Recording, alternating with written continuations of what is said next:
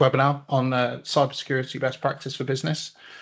From my perspective, what we're trying to get out of the session today is to give people an awareness of what the current cybersecurity situation is in the UK, the types of attacks that businesses can come under at the moment, and what the simple things that you can do in order to prevent them. So it's not a sales pitch, although we'll talk about using external providers right at the end. It really, what we're trying to get out to the community is an awareness of the situation currently with cybersecurity and those best practices that businesses can put into. So a little bit of housekeeping.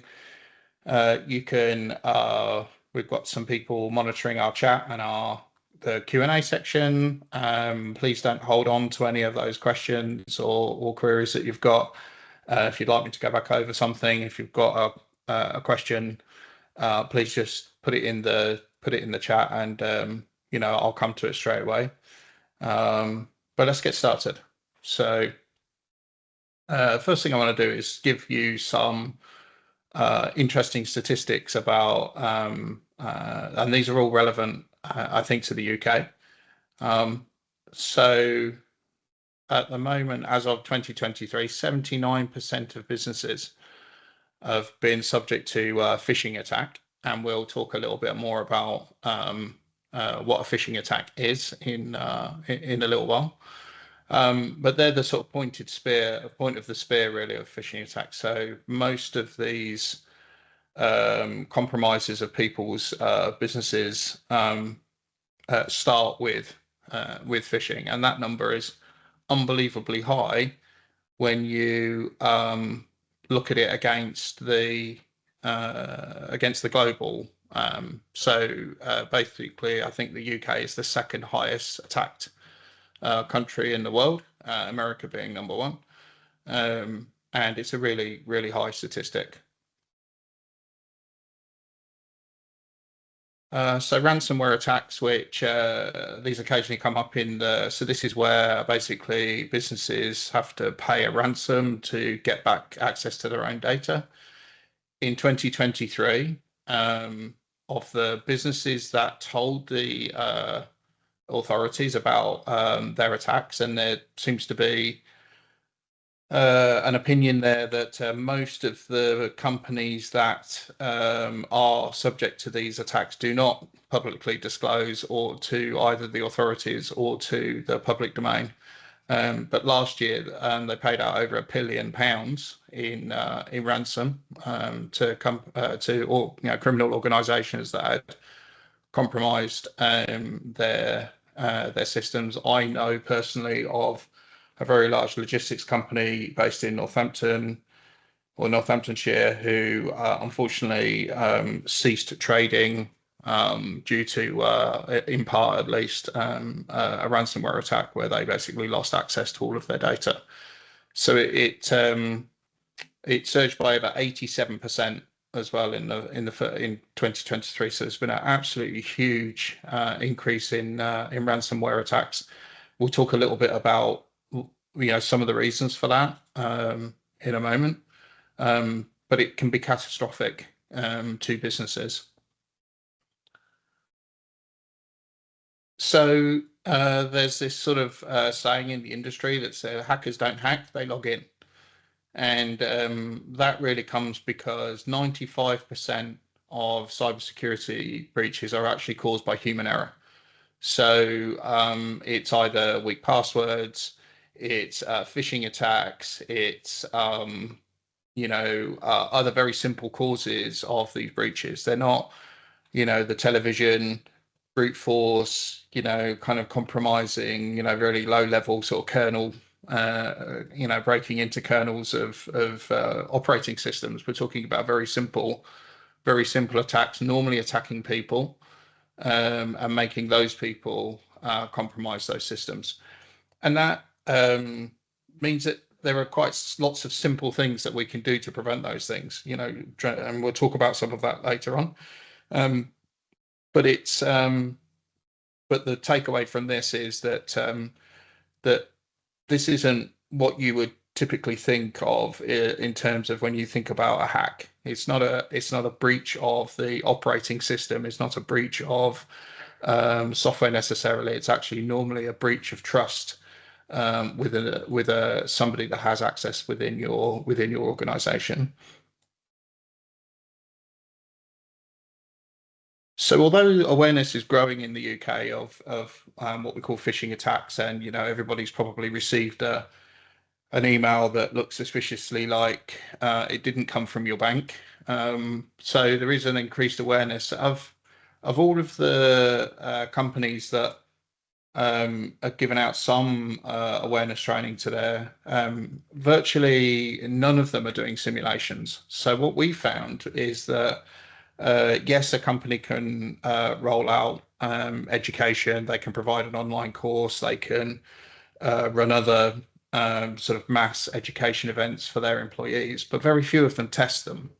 And what we found is that if you actually do testing, you get two ways of engagement. In the first engagement, sure, people will do the online training, they'll do the honourable thing, they'll click through it, they'll, perhaps take notice of some of it. But actually, when we test them, so by testing them, what we do is we create some simulations of some phishing attacks. And then when they fall foul of those attacks, we take them to a safe place that says, hey, if this had been real, you would have now been breached. You get another second wave of much more engaged employees around this, because they sort of feel that problem is now real. And of course it happens with people who have been subject to a real phishing attack, whether it's mistakenly received an instruction to change somebody's salary, bank details, or whatever. Of course, those people are already aware, but you're trying to prevent these things from happening. So this idea of doing phishing simulation, we find, is a really, really effective way of driving home the message and driving the engagement within an organization about what to look out for, and to be more vigilant around the sorts of things that can come through. Okay, so let's talk a little bit about cybersecurity trends. Why are we seeing this big uptick in ransomware attacks and phishing attacks? And one of the key points around this is the rise of ransomware as a service. So, both criminals and legitimate businesses are building services for convenience. The criminals are building now these ransomware as service platforms where you can literally provide credit card details on the dark web and other forms of payment, and you will get back the tools that you need in order to invoke an attack. So the skills that you need to acquire and the knowledge that you need to acquire is dropping dramatically. All they simply need to do is to go and go onto the dark web, find one of these services. There's just been a huge one taken down very recently, but there are two or three other big, quite well-known ones. And this allows all of the knowledge of those really sort of talented and skillful hackers to put that capability in the hands of much more inexperienced people. So the volume of ransomware attacks and other social engineering attacks like phishing is really being driven up by how easy it is now to instigate these attacks. And then there's some other shifts as well. So as we move towards the cloud, there's a sort of change in the way that you have to think about your security models. So the cloud provider will provide security for the infrastructure, but they don't provide security for your application. And there's been a little bit of a misunderstanding, perhaps, or a slight blindness to, oh, I'm moving to the cloud, so now I don't need to worry about security. And that's not true. It's like now a shared responsibility model. Like when it was in the data center, it was very clear it was all on you. So, you had to secure the network, you had to secure the servers, you had to secure. So it was all kind of like very much down to you. But with a sort of the sort of shift towards cloud, it's now a sort of split, and it's making sure that you understand where that split is delineated. And certainly again with some of the customers we've worked with in the cloud, we've had to remind them of their responsibilities and kind of where that exists even within in the cloud world. And then there's the emerging threats. IoT is another one we do quite a lot of. So certificate rotation and certificate management in IoT devices is still non-trivial, especially at scale. So you may or may not have seen some fairly high-profile security breaches. I think the Ring doorbells were subject to one 3 or 4 years ago, where they didn't really have the security they needed within these sort of IoT devices or so-called connected devices, washing machines, security cameras, any of those things. They're still quite immature in terms of their sort of security model. It always seems to be a bit of an afterthought, and certainly when we've worked with customers to produce IoT devices at scale, we're always very active in promoting best practice around like certificates and other ways of securing these devices with encryption and stuff. But unfortunately, we can't educate everybody. So there's definitely an issue there. And then AI. I know the most hyped word probably in the world right now, but AI is definitely being used now to help produce more sophisticated attacks. So there's been some instances of AI being used to breach sort of firewalls and other security systems because basically the nature of the attack is being controlled by AI, not by humans. So it can kind of rapidly change its shape and its behavior based on what it's seeing. The defenders, so Microsoft and others, are countering that with AI as well. So that will just level itself out, I think, is my prediction. It will basically be AI fighting AI. And that still, again, to reiterate the point, still won't be the weak point. The weak point will be the humans. And, tricking humans is much easier than tricking firewalls. So phishing attacks and the rise of ransomware as a service, in my opinion, is still the most significant shift in the cybersecurity landscape. And if the security organizations and the law enforcement organizations can't get on top of that quickly and bring down some of these services, then that's going to continue to drive more and more attacks. Okay, so move on. So yeah, understanding the common cyber threats then. So we talked a little bit about this. Number one is definitely phishing and social engineering.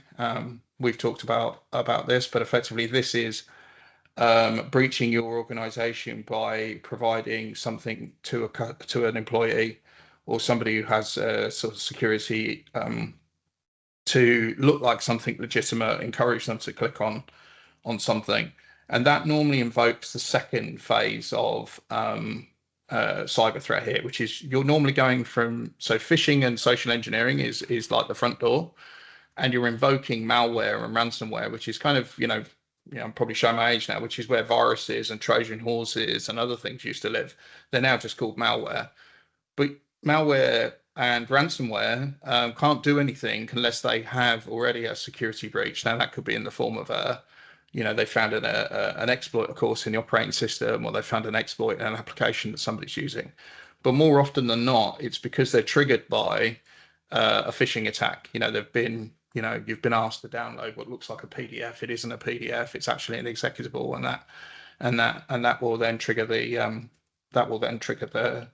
issue. And then these other threats shouldn't be discounted, but they're less common. So we have what we call insider threats, and some of these we'll go into some more detail in a moment, but these are deliberate malicious acts and also acts of just poor management.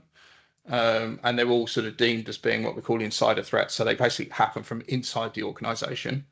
Denial of service attacks are basically a process that's happening where somebody, if you, for instance, provide an e-commerce solution, somebody will deliberately make that server too quick or will receive too many requests for it to serve legitimate customers.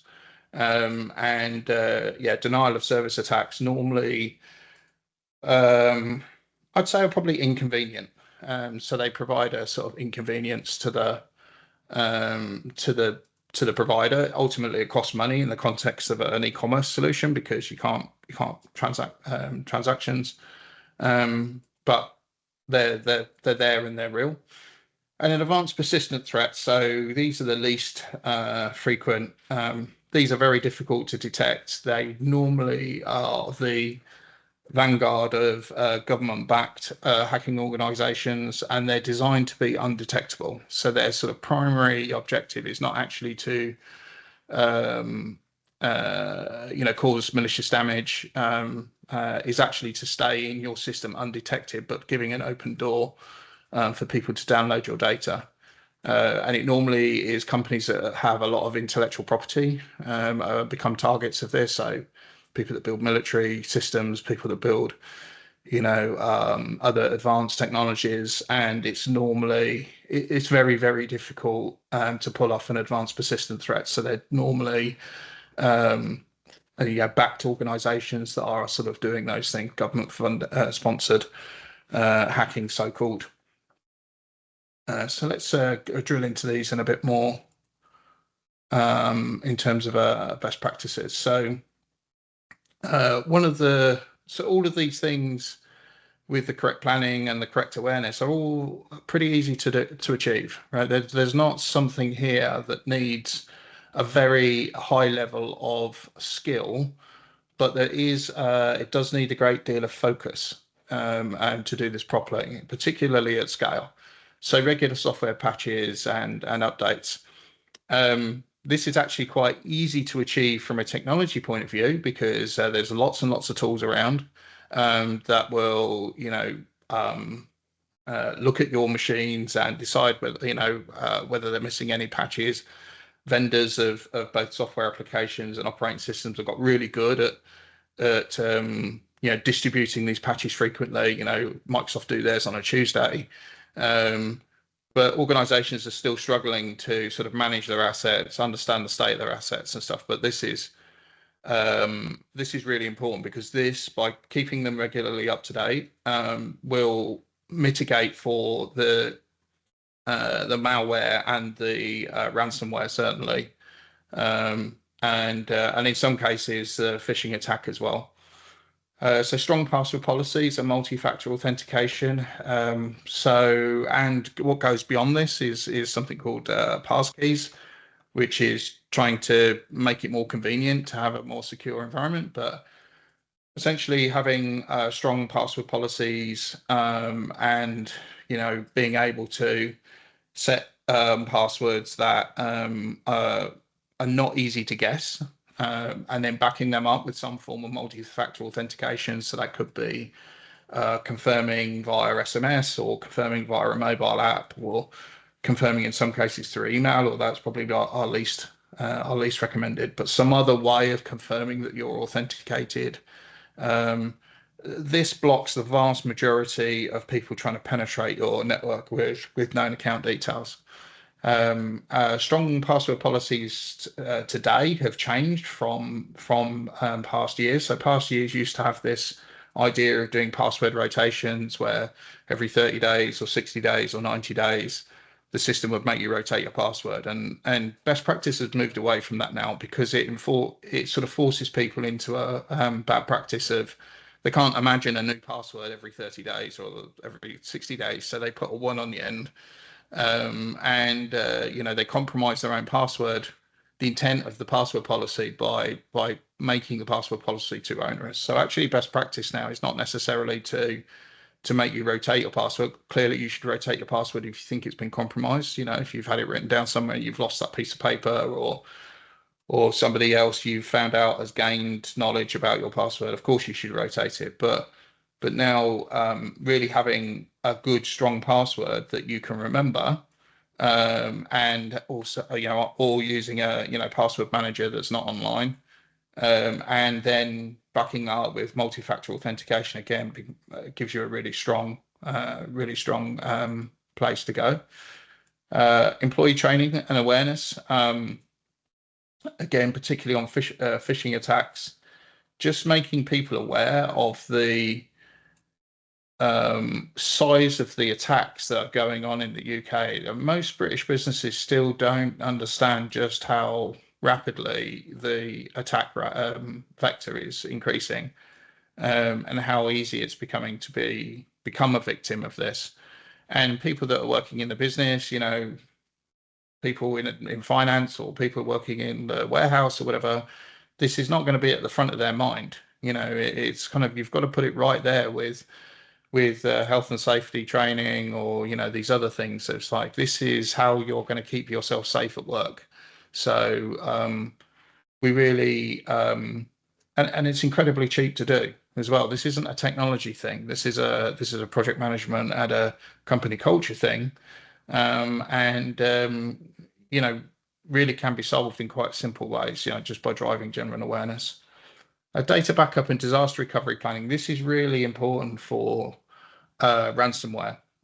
So I know of a couple of great success stories where the companies haven't paid out to blackmailers when they've been breached. Why? Because they had off-site backups of their systems, and they were, although disrupted, they were able to roll back to uncompromised versions of backups, and close the door that caused the ransomware to get in, and then brought back all of their data themselves.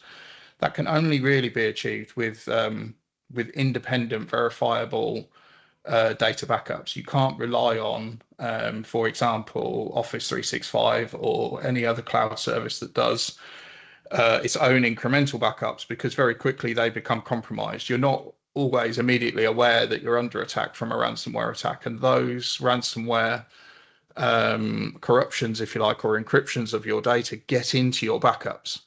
And then you suddenly realize that your backup, your live situation is compromised, but also your backup situation is compromised. So you really need a third party kind of independent backup system, which again is relatively easy to set up, not terribly expensive, but needs to be there along with a disaster recovery plan and a test, fairly regular test, to make sure that these things are recoverable. I've done, I've been doing this for like 3 decades, and I've been involved in 2 really serious data disaster recoveries. They weren't to do with hacking; they were to do with environmental problems like fire. But one of the things that you really see firsthand is when people are like stressed and everything's changing, and the stress of that situation. If they can't fall back on training, and they can't fall back on tested processes, things go wrong really quickly. People make mistakes that they wouldn't normally make mistakes with, because they're under stress, and it's the middle of the night, and they're trying to recover things, quickly, and they're doing an unusual thing. So I can't stress enough the need for both the backups and for those to be tested, but also for a business to put together a disaster recovery plan and a response plan that people can lean on in times of stress. I've seen firsthand how when the unfortunate happens, that how useful those things are. And then access control and monitoring.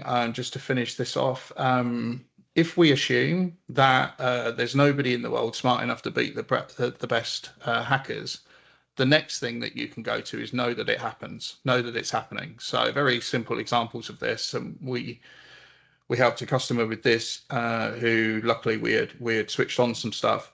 We could see that they were getting excessive amounts of login attempts for their Exchange environment, which is a email environment.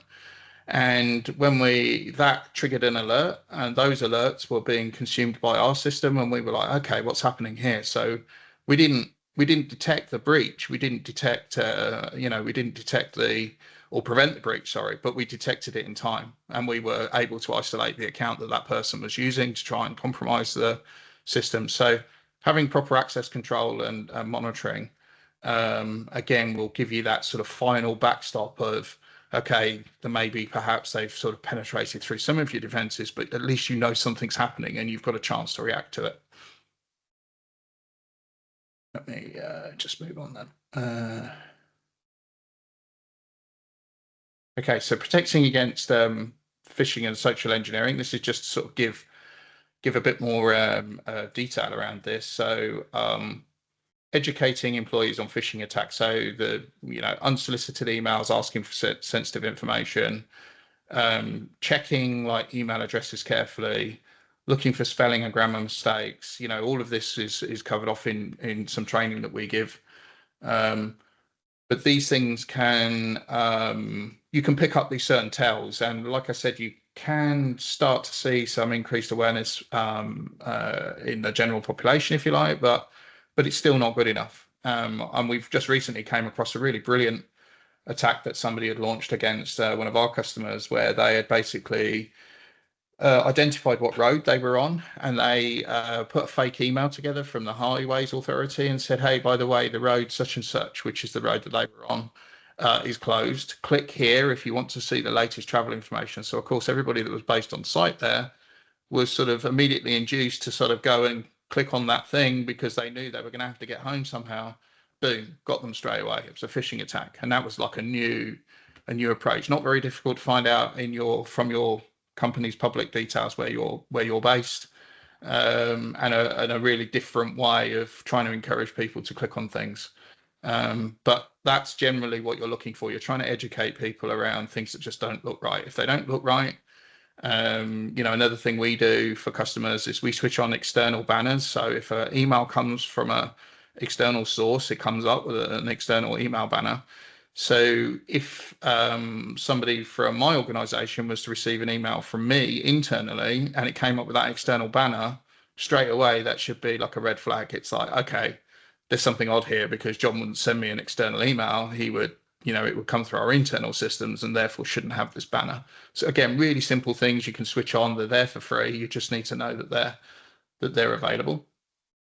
And as we talked about before, where we see a really strong uptick in hardening, if you like, of an organization is if you do simulations. If you actually prove to people that they're not being vigilant enough, even though that they've had the training, it sort of shocks them into, okay, I need to do that training again and really pay attention and really make sure that I understand exactly what's being said, because I just clicked on a link that just told me that, hey, we would have got you.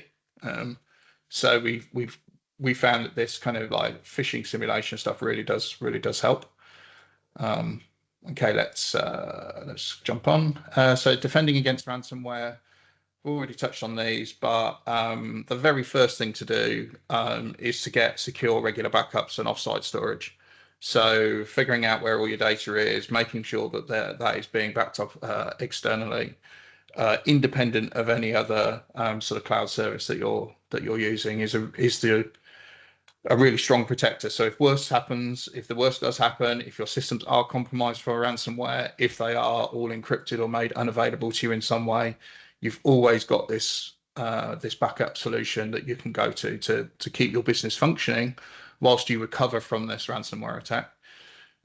Endpoint protection solutions. So it's kind of like the triad of like antivirus, web proxying, and some anti-phishing technology. It kind of gets rolled up into what we call endpoint protection, and having that deployed to your endpoint, so to all of your PCs or laptops, provides the first sort of layer of protection. So they have scanning software in them, just like antivirus software, that's looking for the popular or common malware objects that you're getting from these ransomware services, and it will detect that those programs are entering your network because somebody's accidentally clicked on a link.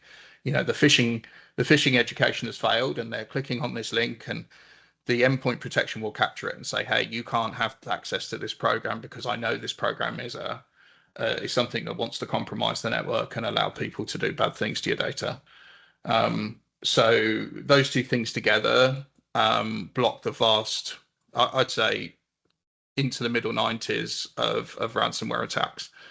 And then we talked about incident response planning, putting that together, working with potentially an independent consultant or an independent company that's like outside of your organization is quite useful. And we'll talk a little bit more about that, because they're not blind to some of the blind spots in your organization about where like certain processes might fall down, or some assumptive action is going to happen. So having those guys do that is super useful, and being able to test it. So having your senior leadership team or doing this by department, if you've got a very big organization that runs simulations over a couple of days, feels disruptive and therefore feels expensive to the business, but nowhere near as expensive as having to deal with an incident and trying to respond in an unplanned way. I can guarantee you it's going to take you anywhere between 2 or 3 times longer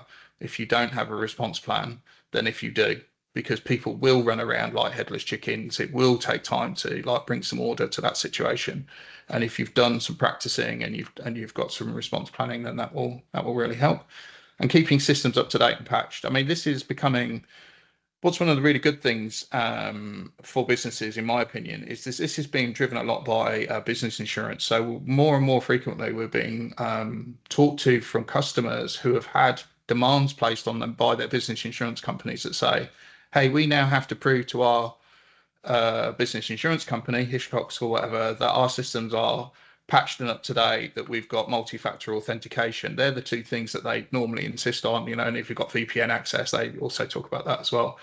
And that's great from my perspective, because it's the business insurance people who, don't have an interest in, selling these services or whatever. If you feel like we're sort of, selling something that's not needed, the business insurance community is saying, hey, if you want to be insured for, loss, you need to do these basic things. And I think that's really, really good. And one of the key things that they talk about here is keeping systems updated and patched. Okay, let's move on. So let's look at insider threats. So insider threats, we talked about this a little bit earlier. Internal insider threats are, malicious ones are bad actors. You've got a disgruntled employee, and you don't have a process that, if they've got high security, you have an insufficient process that means that they can do bad things before they leave the building.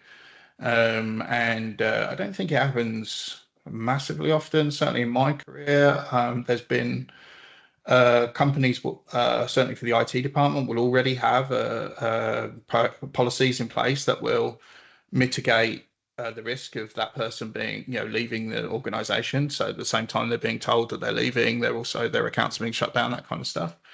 But you also have this non-malicious issue, and we had an example of this a little while ago, where we had a company that had no leaver process. So their employee accounts were being left behind, not used, but left behind active for years.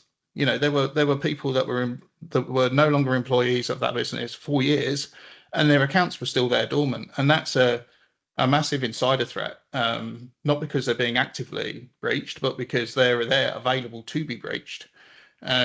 So being able to have proper process around people joining and leaving your organization, having stricter access controls, so giving what we call least privilege, so the smallest amount of privilege for people to do their job, regular security training for employees, and clear policies and procedures for data access as well, whether that's taking data away off site, copying it onto your own private machines.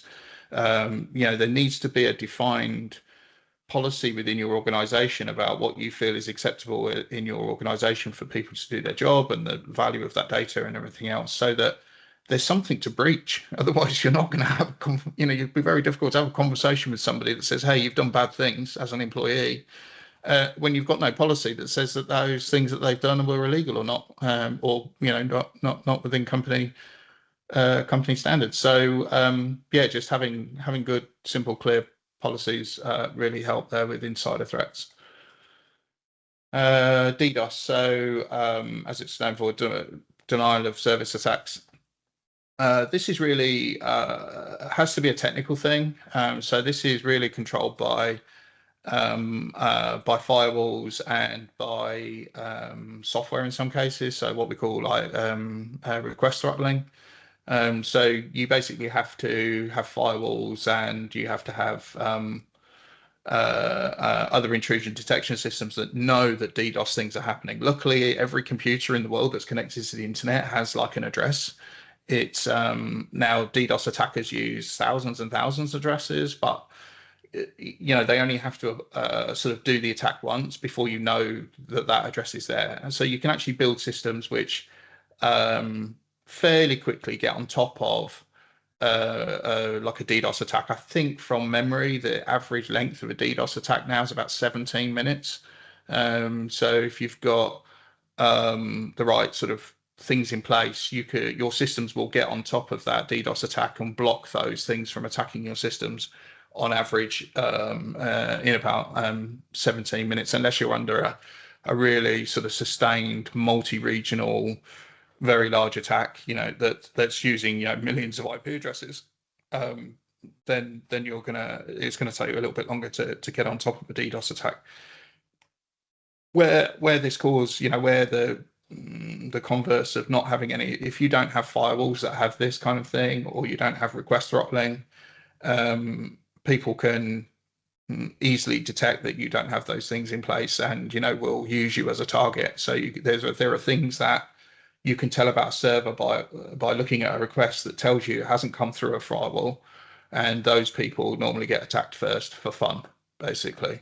So making sure that you've got good firewalls, making sure that you've got good firewall policies in place. Much easier to do in the cloud now, literally turnkey. Still relatively easy to do on premise if you've still got on premise equipment, but it has to be done, and it has to be monitored, and it has to be managed. So APTs, I'm just going to touch very briefly on APT, but it is, like I say, often a nation state or organized cyber crime. Please don't start for mitigating APTs whilst negating your kind of phishing defenses. These are very rare in my organization. But if you're an organization that is doing very high value things, then you might in theory come under an APT. So yeah, APTs, as we've said, are characterized by their stealthy nature and their prolonged presence. They're designed to be there for months, if not years. The one I know about, I think, was what they call the Studnex attack, which malware was produced, I think, by the American NSA and was distributed to Iran's nuclear facilities over a period of years. I think it took actually like 2 decades to get the software into their network. And once they did, they could actually, I think they did actually bring down some of Iran's nuclear capability by interfering with the equipment there. I'm sure there's been others. These things aren't often talked about because they're not, they're done within sort of the cloak of like security services and state-sponsored stuff. But they do exist. And so, people should be made aware of them and know that they are there, and that they do take place, but they are quite rare. And there's some interesting, if you're into this sort of thing, there's some really interesting sites out there that tell you about the nature of APTs and like how difficult they are to detect and what have you. Okay, so what's the role of managed IT services? So just as like full disclosure, so Applicita provides a managed IT service. One of the key things that we do and is provide companies with a service that improves their cybersecurity. So it depends on a few things that we'll talk about at the moment, but the advantage, I guess, about using the role of managed IT, and whether or not you need one, is that they sit outside your organization. So they don't get busy with the day-to-day. They don't get distracted by the day-to-day. They are there and paid to do this job. And that's a really good way to know that you've got an MSP that's dedicated. It's their responsibility to do all the things that we've been talking about, enhancing your cybersecurity posture or position, and particularly if you lack the internal expertise. So if you're a fairly small organization that maybe has, I don't know, desktop support engineer or no support engineers whatsoever, you're looking after yourselves, then it's very difficult, even though these things are quite simple, it's very difficult for you to acquire all of this knowledge and do it well. as well as doing your own day job, whatever that might be. And that's where like the role of MSPs is really useful. Conversely, you might not need an MSP if you've got an internal IT team with some security experience. If you know, they have the ability to do these things, maybe you just need some external occasional audits or some external consultancy. You know, maybe there's some organizational tweaks you need to do to bring this up the priority levels from a business perspective. But you know, you might not need an MSP if you've got these skills internally, or you could, you know, use them to kick off the project, and then your internal people, you know, take over. You know, so it's not a mandatory. There's certain set circumstances where it works really well, and others where maybe it's not needed. In any case, there has to be some collaboration between the business, the service provider, and if you're using the cloud provider, and that's really key, because, you know, as we talked about earlier, you have this kind of triad of responsibility. So the business obviously has to enforce employee policies. The MSP in this case will be doing all of the work to put it all in place, and the cloud provider is providing some security around infrastructure, but not necessarily your apps. MSPs also provide like continuous monitoring and threat detection. So we run a 24/7 operation where our systems are automatically like looking for these threats and flagging for them. And we're set up to rapidly respond to those things. So we're not necessarily somebody who's, you know, done a double shift, I don't know, packing in logistics or something, and suddenly they get an alert to say, hey, you're being attacked in this way, and then you have to, you know, change your hats over to security. You know, the MSP is set up that way, or our organization is set up that way, so we're immediately there ready to look up for those things. And we're proactively threat hunting as well. So in the case of you know, looking at server patching and end user patching, and, you know, as soon as a new patch is coming out, our systems are automatically auditing your estate, looking for whether they're applicable to you. And if they're applicable to you, we are already deploying those things. Those things are not, you're not even made aware of those things. You know, we send you a monthly report to say, you know, this is where your exposure is, but those things are kind of happening. And we're doing that in a proactive way. It's not a reactive service, it's a proactive service. And then you can perform regular security audits as well for compliance as well. So in the case of, for instance, of this business insurance stuff that is increasingly becoming required within organizations, we will provide reports for you to send on to your business insurers of choice, to provide the evidence that you need, that you are compliant, that they're satisfied that you're covered, you know, with best practice in terms of your for your business insurance. So that's the role of kind of, you know, managed services. I just wanted to quickly go through an organization that we've worked with. So we're the MSP for a company called Huxley Group. They have about 75 people that are using workstations and laptops and stuff. They have many more other people that don't. And one of the problems that, and this is atypical, was that their organisation is growing so rapidly that they didn't even know what like IT assets they had. So very difficult to manage the exposure of those IT assets if you don't know that they exist. So we came in and we helped them with getting together that list of assets, making it complete, understanding whether they needed patching, and then patching those to mitigate that ransomware and malware that we've been talking about. And then we helped them also develop some IT policies. So they already had some IT policies, but we helped them refresh them under the best practice thinking around password setting and the weak password. And we also helped educate them about the balance between convenience and security as well. So there were a couple of things that, you know, we tweaked and said, look, it's slightly less convenient for your organization, but here's the payoff. So the sort of policies. And then the big thing we did, which was really effective, was the awareness training. So we rolled out the awareness training for their entire organization, including the people that weren't, I think, assigned PCs. And we, help them drive through that awareness of phishing threats. And it kind of went exactly as we'd previously described. So they sort of did it once. We did the simulations. There was a couple of incidents where, like, things got caught by the simulator, and then we sort of did some reinforcement training and stuff.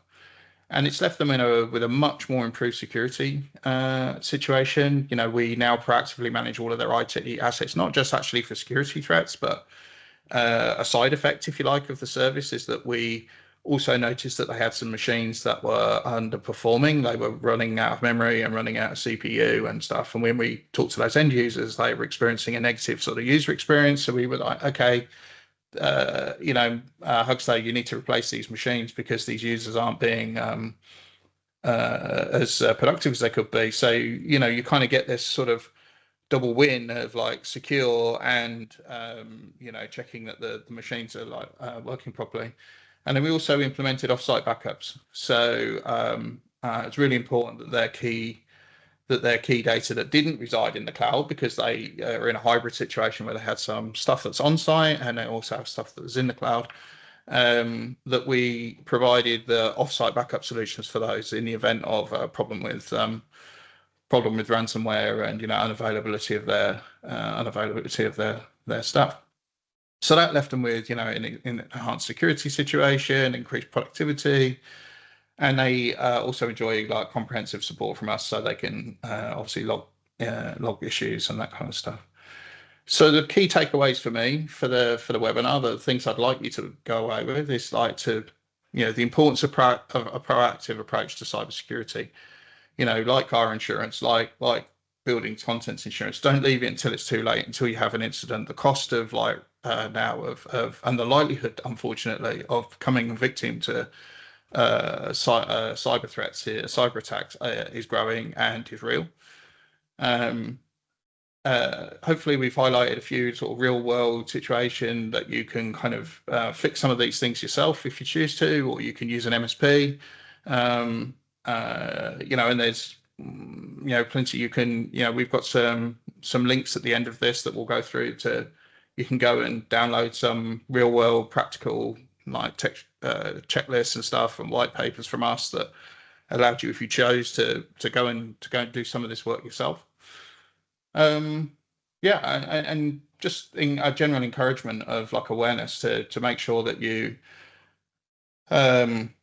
understand the nature of the threat in the context of your business risks, and that you put this on your agenda in your business and your senior leadership team as being something that you need to consider. Here's the rest of what we just talked about. So here's a good summary. Okay, I think that's all I've got. I don't know how we're doing for time. Coming up on 50 minutes, I think. Are there any questions that I've missed? I've had a look. I don't see any questions at the moment, but I was going to say, when we post this recording, if anyone has any questions, then they can always post something underneath. Yeah, definitely. Yeah, for sure. We'll send out communications which give out access to the free resources available. So that's we've written a white paper, a checklist, and we've also invited you to a free one-to-one session if there's something that you're not comfortable about sharing in the public domain, or some particular situation that you need to go through in more detail. We're more than happy to spend half an hour with you listening to that, or I'll come and visit you. One of our engineers will come and visit you, whichever. That's the last thing I think to say is thank you for coming. I hope it's been informative, and I look forward to speaking to you all soon. All right, take care.